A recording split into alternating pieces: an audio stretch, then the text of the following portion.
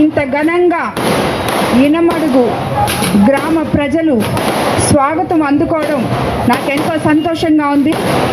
సుధాకర్ అన్న చాలా కష్టపడి లోకల్ నాయకులు, తెలుగుదేశం కార్యకర్తలు, నాయకులు అందరూ కలిపి ఇంత ఘనంగా ఈరోజు నాకు మీరు స్వాగతం పలకడం చాలా సంతోషంగా ఉంది.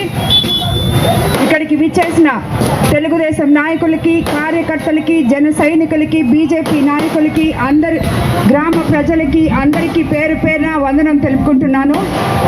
నేను ఎన్డీఏ ఉమ్మడి ఎమ్మెల్యే అభ్యర్థిగా కోవూరు నియోజకవర్గం నుండి చంద్రబాబు నాయుడు గారి ఆశీస్సులతో ఎన్నో సంవత్సరాల తర్వాత మహిళా అభ్యర్థిగా, మీ ఆడపడుచుగా మీ ముందుకొచ్చాను.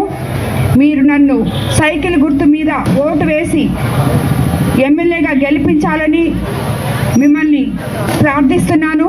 అదేవిధంగా ఎంపీగా వేమిరెడ్డి ప్రభాకర్ రెడ్డి గారు కూడా పోటీ చేస్తున్నారు. ప్రభాకర్ రెడ్డి గారు కూడా మీకు సుపరిచితులే.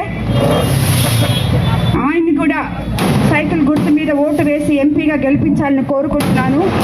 ఇక ఈ ఇనమడు గ్రామం నాకు కొత్త కాదు.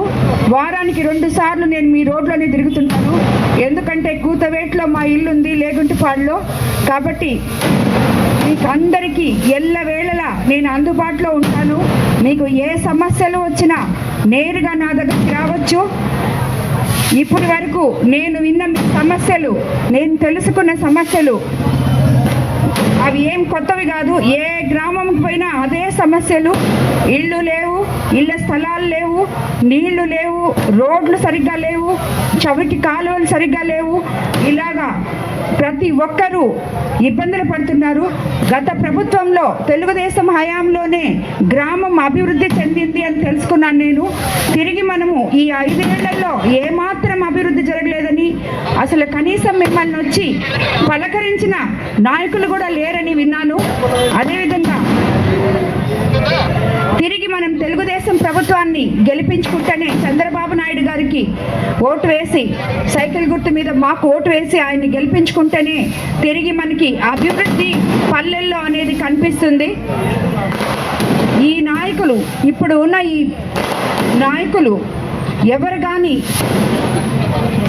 సరిగ్గా ఏది డెవలప్మెంట్ చేయలేదని చెప్పి నేను తెలుసుకున్నాను. నాకు కూడా అనుభవం. యాక్చువల్గా అక్కడ ఇనమడుగు రోడ్డు, మెయిన్ రోడ్లో నుంచి తిరిగే రోడ్డు ప్రభాకర్ రెడ్డి గారే దాన్ని శాంక్షన్ చేయించారు రాజ్యసభ ఎంపీ నిధులతో. అక్కడ మా సొంత నిధులు వెచ్చించి కూడా ఆ కాలువని వెడల్పు చేశాము. కానీ ఇక్కడ ఉన్న మీ నాయకుడు కమిషన్ల కోసం అది క్యాన్సిల్ చేయించారు ఆ రోడ్డు. ఎందుకంటే వాళ్ళు కాంట్రాక్ట్ పిలిచారు కూడా, శాంక్షన్ అయింది, ఫండ్ శాంక్షన్ అయింది, అంతా శాంక్షన్ అయింది. కానీ ఆయనకి కావాల్సింది రాలేదు కాబట్టి అది క్యాన్సిల్ చేశాడు. కాబట్టి ఇలాంటి నాయకులు ఉన్న ఈ వైఎస్ఆర్సీపీ ప్రభుత్వం మీ బాగోగులు ఏం కోరుకుంటుంది? రాజకీయం అంటే ఇదేనా? ఉపన్యాసాలు ఇచ్చి, ఎదుటి వాళ్ళని విమర్శించి, మహిళలను చులకం చేసి, మహిళా అభ్యర్థులు ఎవరైనా నిలబడితే వాళ్ళతో పోటీ చేయలేక, ఢీ కొట్టుకోలేక ఇలాంటి విమర్శలు చేయడం తప్పితే వాళ్ళకి రాజకీయం చేయడం రాదని నేను అనుకుంటున్నాను. 5 సార్లు ఎమ్మెల్యే అయితేమి, 6 సార్లు ఎమ్మెల్యే అయితేనేమి, అతను ఏం చేశాడో అది మీ దగ్గరకు వచ్చి ధైర్యంగా చెప్పుకొని మిమ్మల్ని ఓటు అడగలేని నాయకుడే కాదు అని అంటున్నాను నేను. విమర్శలు, అవతల అభ్యర్థి మీద విమర్శలు చేసే ముందు మనం ఎందుకు చేస్తున్నాము అని ఆలోచించాలి.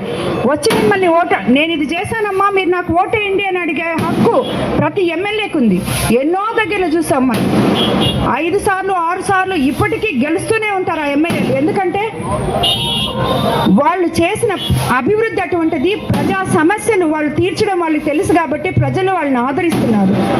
ఈరోజు ఎందుకు భయపడుతున్నారు? కోవూరు నియోజకవర్గంలో ఓడిపోతాము అని చెప్పి మీరు అభివృద్ధి చేయలేదా? 5 సార్లు మీరు 6 సార్లు గెలిచారు ఎమ్మెల్యేగా, మీరేం అభివృద్ధి చేయలేదా? చేస్తే మరి ఎక్కడుంది? ఈ ప్రజలందరూ ఎందుకు వస్తున్నారు తండపు తండాలుగా? మాకు నీళ్లు లేవు, కాలువలు లేవు, ఇళ్ళు లేవు. తెలుగుదేశం ప్రభుత్వంలోనే, హయాంలోనే అభివృద్ధి జరిగింది. మాకు ఇప్పుడు ఎటువంటి ఈ 5 ఏళ్లలో మేము అభివృద్ధికి నోచుకోలేదు. బాగోలేదు అని చెప్పి ప్రతి ఒక్కరు వస్తున్నారు. అది చూసి వీళ్ళు తట్టుకోలేకపోతున్నారు. కాబట్టి ప్రజలారా, మీకు అందరికి నేను ఒకటే చెప్తున్నాను, ఏ గ్రామ పంచాయతీకైనా ఎవరికైనా మీకు మీరే నాయకులు. మీకు ఏ సమస్య వచ్చినా నా దగ్గరికి నేరుగా వచ్చి నన్ను కలుసుకొని మీ సమస్యలు చెప్పుకోవచ్చు. ఆ సమస్యని వెంటనే నేను తీరుస్తానని మీ అందరికీ మాటిస్తున్నాను. మరోసారి చెప్తున్నాను, అవినీతి రహిత కోవూరు నియోజకవర్గాన్ని, అదేవిధంగా వివాద రహిత కోవూరు నియోజకవర్గాన్ని మీ అందరికీ అందిస్తానని మాట ఇస్తున్నాను. మీ అపూర్వమైన ఓటు నమ్మకంతో నాకు ఎమ్మెల్యేగా వేసి గెలిపించండి. అదేవిధంగా సార్ని ఎంపీగా గెలిపించండి. ఇద్దరము కలిసి ప్రతి గ్రామం అభివృద్ధి పదంలో తీసుకొని వెళ్తాము. మీరు నమ్మకంతో ఓటేయండి. మీ నమ్మకం నేను ఏ రోజు పోగొట్టను అని చెప్తున్నాను. నేను మరొకసారి చెప్తున్నాను, నేను పాలకురాలిని కానే కాదు, సేవకురాలిని. సేవ చేయడానికే నేను రాజకీయాల్లోకి వచ్చాను. సేవ మాత్రమే చేస్తాను, ప్రజల సమస్యల్ని మాత్రమే తీరుస్తాను. కాబట్టి ఎవరైనా సరే ప్రతిపక్ష నాయకులు దీన్ని ఎదుర్కొని మాట్లాడగలిగితే మాట్లాడండి. మీరు సమస్యలు తీర్చుంటే వాళ్ళని ఓట్లు అడగండి, వెళ్ళండి, మీకు ఓట్లు వేస్తే గెలవండి. అంతేగాని అవతల వాళ్ళ మీద, ఆడవాళ్ళ మీద, అది కుటుంబ స్త్రీలు రాజకీయాల్లోకి వచ్చి ఈరోజు ఎక్కడున్నాం మనం? రాజకీయాల్లోకి వచ్చి ఒక అడుగు ముందుకేసి నేను ఎమ్మెల్యేగా పోటీ చేస్తున్నాను. నాకు రాజకీయం అవసరమే లేదు, కానీ నేను సేవ చేయాలి. ప్రత్యక్ష రాజకీయాల్లోకి వస్తే మరింత నేను చేసే సేవలు మీకు అందరికీ అందుతాయి. ఇప్పుడు నాకు చాలా గ్రామాల్లో నేను వాటర్ ప్లాంట్లు ఇచ్చున్నారు వేమిరెడ్డి ప్రభాకర్ రెడ్డి గారు, కానీ నేను అక్కడికి వెళ్ళేదాకా నేను ఈ గ్రామంలో ఇచ్చానా అనేది కూడా నాకు తెలియదు. అలాంటివి ఎన్నో చేస్తున్నాం. కాబట్టి నాకు ఇంకా ఇన్ని గ్రామాలు ఉన్నాయని కూడా తెలియదు ఈరోజు ఇప్పటి వరకు. నేను ఎమ్మెల్యే అభ్యర్థి అయ్యేదాకా, అయిన తర్వాత చూసి నేను ఆశ్చర్యపోతున్నాను. అయ్యో, ఇన్ని గ్రామాల్లో ఎంతమందికి నీళ్లు లేవు, రోడ్లు లేవు, ఎలా ఉన్నారు వీళ్ళందరూ అని చెప్పి ఎవరైతే అటువంటి అనుభవాల్ని మనకి జరిగినవని భావిస్తారో వాళ్ళే రాజకీయ నాయకులు. కాబట్టి నేను ఫీల్ అవుతున్నాను, అయ్యో వీళ్ళందరికీ ఇలా ఉంది అని చెప్పి. నేను రాజకీయ నాయకులు, నేను ఎమ్మెల్యేనైతే ఆ సమస్యలన్నీ నేను తీరుస్తాను అని అందరికీ మాట ఇస్తున్నాను.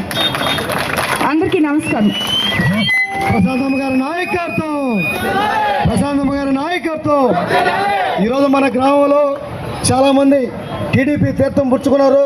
వాళ్ళు కూడా మన కుటుంబ సభ్యులుగా కలిసి అందరం ఇక్కడ సమిష్టిగా వర్క్ చేసుకొని భారీ మెజార్టీతో